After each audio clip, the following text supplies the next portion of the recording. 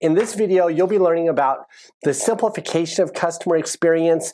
I simplify customer experience into 3 key categories so that different leaders can wrap their minds around their aspect of customer experience. After that, I'm going to talk a little bit about the methodologies of customer experience, breaking down the differences between the customer journey and customer experience, customer touch points. Finally, I'm going to explain touch points, how content all plays together with the methodologies, the experiences, and the content. So with all that said, let's get into it.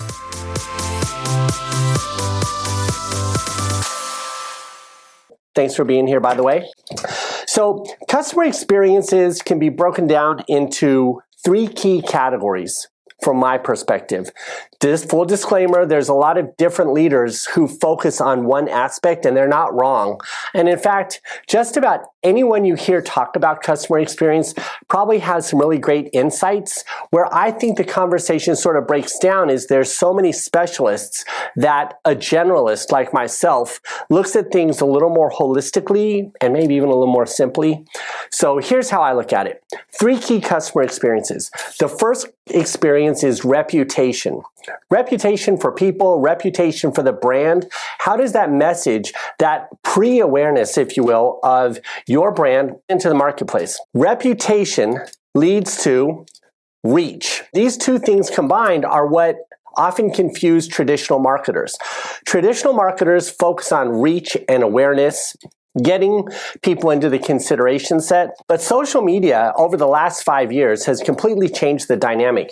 Reputation is super important, and I'll give you some examples, or one example where I learned this. I worked for a national burger chain, and when we put promotions out into the internet, advertising, digital ads, almost always there was backlash because we were a major corporation and there had been a lot of negative news stories about the quality of food in fast food.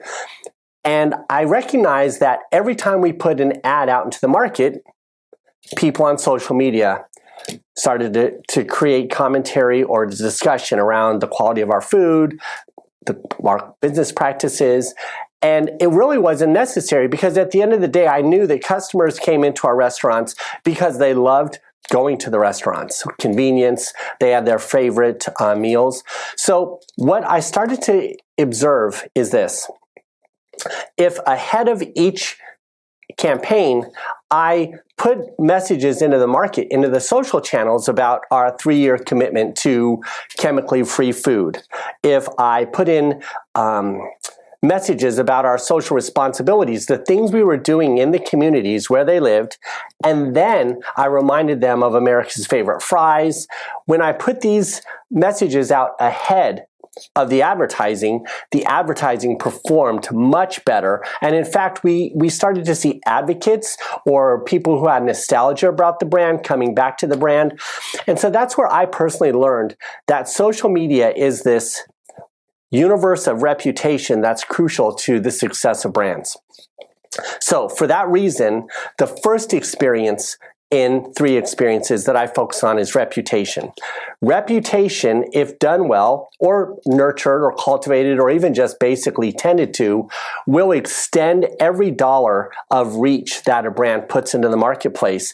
In addition to that, it amplifies reach through things like testimonials, user-generated content, sharing of conversations through social media. So reputation and reach as experiences and managed as distinct strategies lead to positive impacts to both the consumer and to the revenue of a company. And yes, while reputation, reach, and relationship work together to create the entire customer experience, the relationship piece is probably the most important of all of them because relationships, that deals with the experiences that maintain subscriptions, follow through on retention, and ultimately create the most vocal advocates. So just as a recap, reputation, reach, and relationships. Those are the 3 key experiences that I pay attention to. That really represents the universe of tactics, strategies, objectives, goals that you can have in a customer experience program. Now, just as another disclaimer here, certainly different teams work in different areas and different teams have different incentives, both from customers and corporations to perform well, which is why in the relationship piece of it, you'll see customer care departments, strong customer care leaders discussing the importance of servicing customers, helping customers be successful, retaining customers, and they're not wrong on the same idea.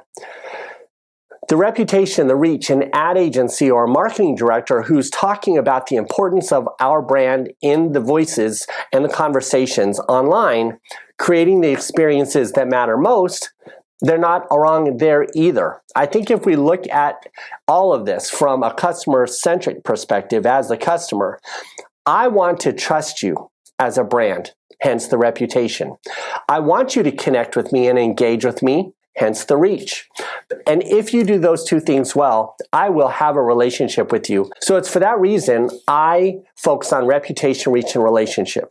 But I don't want you to just take my word for it. I've invited a couple of other internationally famous CX people to give their take on the entirety of CX.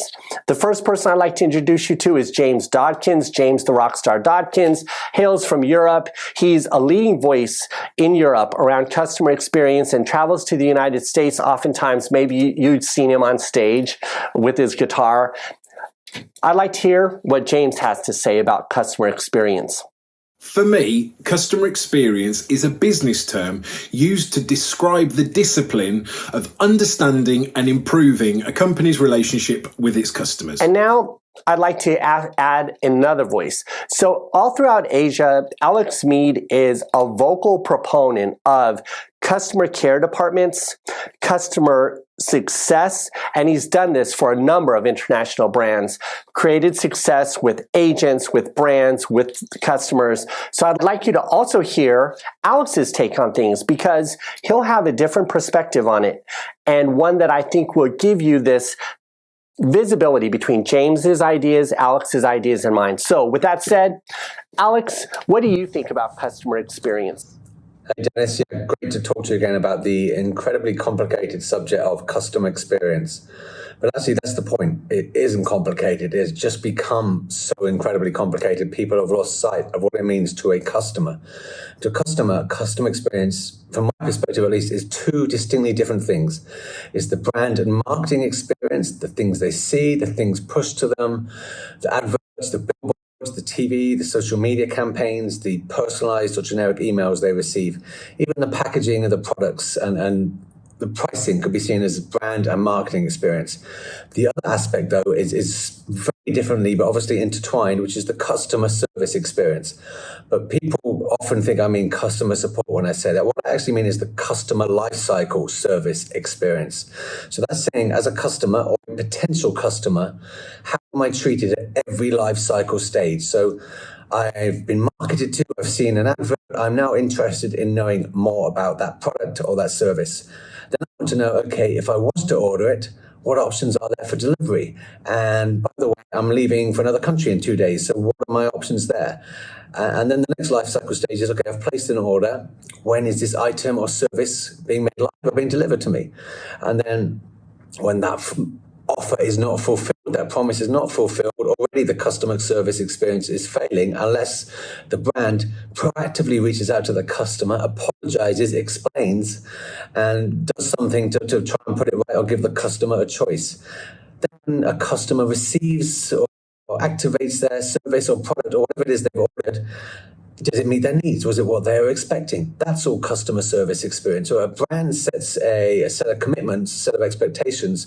The customer service experience is then how the customer can react and tell you if they feel what they've ordered or what they've achieved or received meets those expectations. And also for every customer, those expectations could be wildly different.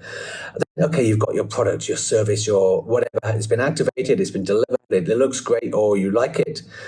but you're not sure if you've now ordered the right thing because you just had an email telling you there's a new one come out. Oh my goodness. So that's brand and marketing, not joined up with customer service, ruining the overall customer experience. So that's one of the areas where people get confused and call that, oh, that's all customer experience. No, it's brand and marketing experience not being in sync with the customer service experience. Simple as that. So don't market to your customers who've just ordered a product at one price point that is now cheaper. Or maybe actually do market to them and tell them, hey, we recognize you ordered it more expensively. Here's a better price for you now. We'll refund you. Or do you know what? We'll even give you something to go with the item you've ordered. None of this stuff is thought about in any great shape or form in my experience. And then there's the world of customer support. Okay, I want to return the item. I could talk about all the life cycle stages, the awareness, the interest, the buying cycle, the fulfillment cycle, etc., all of the retention, the churn, all these life cycle stages. But to me, customer experience has just lost track of what is the specific element of each of those. So if you take customer service experience, you think, okay, I as a customer have a question now about any of those life cycle stages. The brand should consider, okay, the context. First of all, what is the context of the question the customer is asking? Don't think about press 1 for this, 2 for that, 3 for that. Join up all your channels and say to yourselves as a business, this customer is likely to be contacting us because we've just told them we're delivering this item for them. Or we've just told them this item's back in stock, or we've just realized we've let them down with a commitment or something we promised to do for them. Oh, and by the way, we told them their flight was taking off at 4 p.m. today. It's now been cancelled to 2 a.m.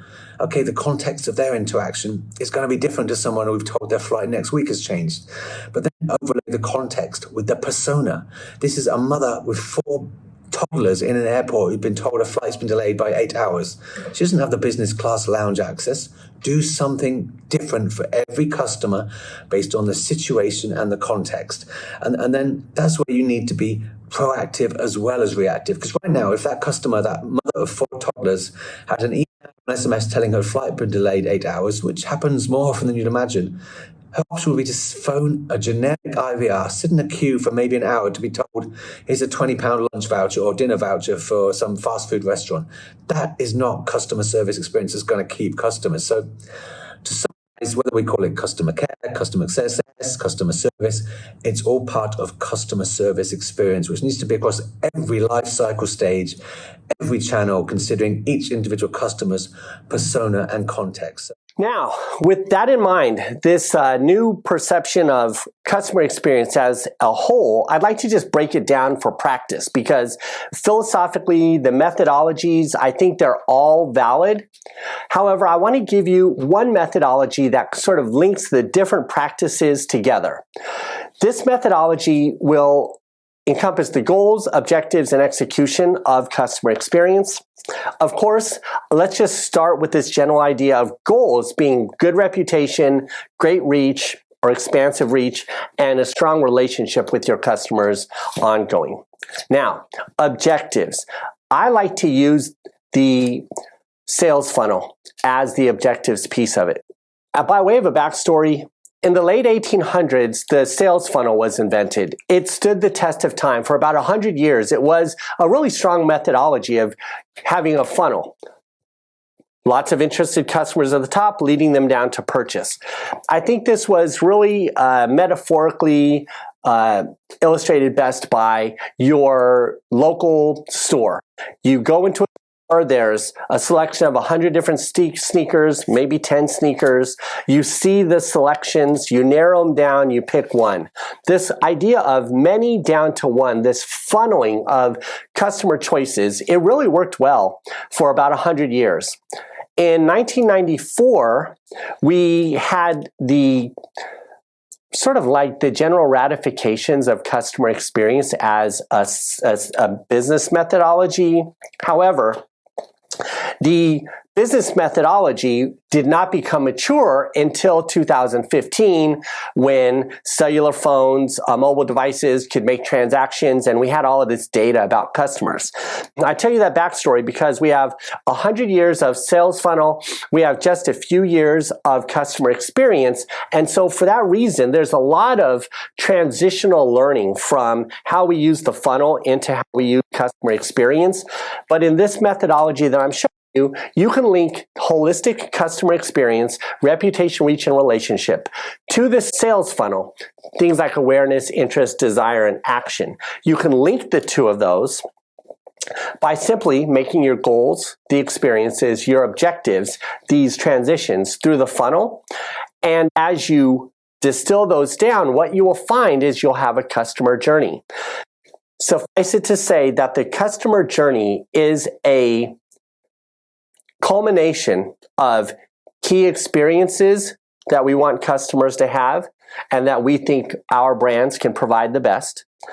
The sales funnel manifesting into several places where we touch the customer. The thing to keep in mind about all of this is all of these experiences, the sales funnel, the conversions, and the touch points and the journey all have to result in actions that we can measure if we want to practice customer experience as a business tool.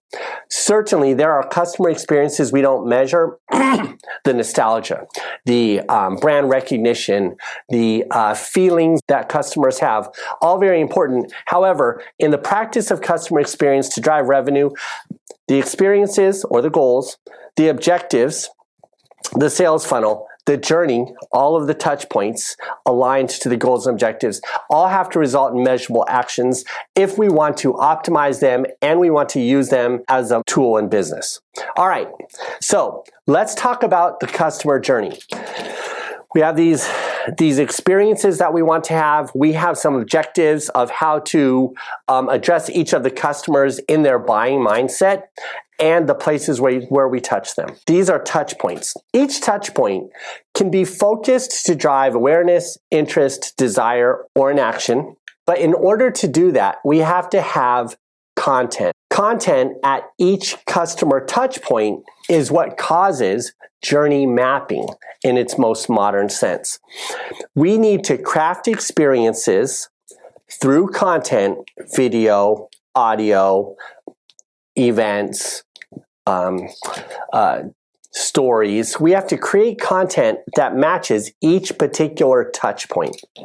So at each touch point, we want some content, and we want all of that content to drive an action that we can measure.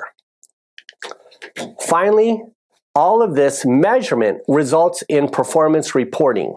So to sum that up, customer experience as a whole is the awareness of three distinct different kinds of strategic experiences where our best relationships are with customers, incorporating a methodology to generate sales or to encourage engagement at scale, touch points assembled in a way that are favorable to the journey that our customers have with us, content that supports those journey moments, followed by the actions that customers take. So that's the feedback that we get from customers and measuring all of that.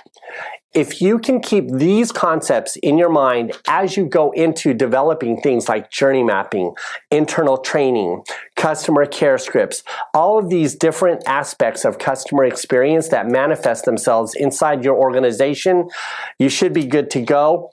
If you have any more questions on what I've said today, please leave a note in the comment below. I'll put a link to my contact information in the description. And that said, the next class next week is going to be on journey mapping fundamentals. So in that class, I'm just going to walk you through how do we take these ideas and map them so that we can work with colleagues, scale customer experiences in our business, and measure what we do to improve both the revenues of our brands, but also improve the lives of our best customers. All right, with that said, thank you. I'm Dennis Wakabayashi. I'll see you next week.